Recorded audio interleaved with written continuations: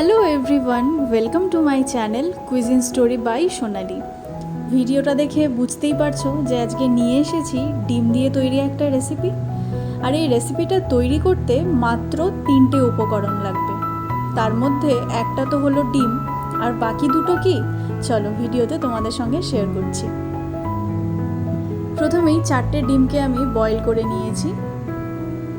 এবার ডিমের গায়ে একটু একটু করে কাট লাগিয়ে নিয়েছি যাতে ভেতরে নুন হলুদ বাকি মশলাগুলো ভালোভাবে ঢুকে যায়।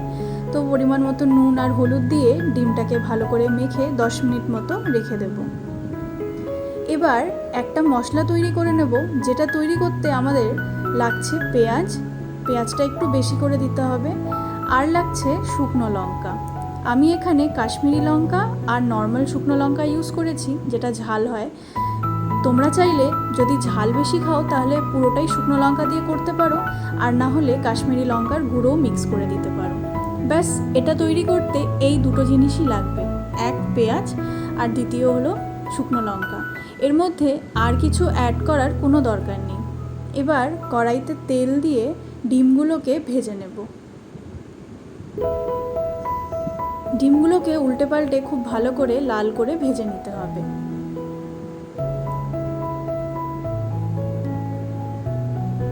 একবার এই প্রসেসে বানিয়ে দেখো, এর মধ্যে রসুন, আদা, ধনেপাতা, গরম মশলা এগুলো কিচ্ছু লাগে না।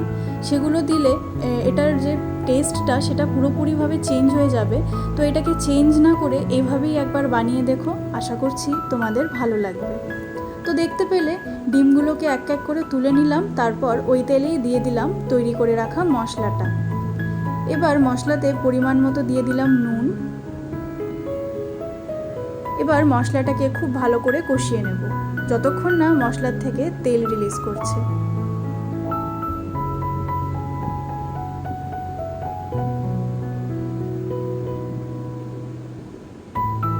দেখো মশলাটা একদম শুকিয়ে অনেকটা কমে এসেছে। এবারে এর মধ্যে আমি ডিমগুলোকে দিয়ে দিচ্ছি। ডিমগুলোকে দিয়ে ফ্লেমটাকে একদম লোতে রেখে 1 থেকে 2 মিনিট মতো ভালো করে ডিমের গায়ে মশলাটাকে ভালো করে কভার করে নেব। এবার এটাকে ঢাকা দিয়ে কিছুক্ষণ রেখে দেব যাতে ডিমের ভেতরে ফ্লেভারগুলো খুব ভালোভাবে ঢুকে যায়। আর এভাবেই তৈরি হয়ে গেল আমাদের একদম সিম্পল কিন্তু ভীষণ টেস্টি এই রেসিপি।